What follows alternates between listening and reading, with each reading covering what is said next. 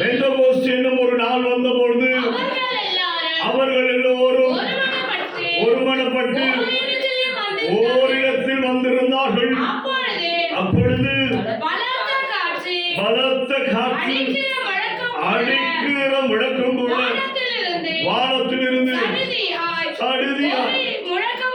ஒரு முழக்கம் உண்டாக்கி அவர்கள் அமர்ந்து கொண்டிருந்த அந்த வீடு முழுவதும் நிரப்பிற்று. ஒரு மனம் இருக்குமானால் மேலும் சொல்கிறது, ஒரு மனம் எந்த ஒரு காரியம் எடுத்தாலும் ஒரு மனத்தோடு தேவ சமூகத்துல நாம் ஜெபிப்போம் என்று சொன்னால் நம்முடைய வாழ்க்கையில நடக்க வேண்டிய எல்லா காரியத்தையும் கர்த்தர் நேர்த்தியாக நடக்கும்.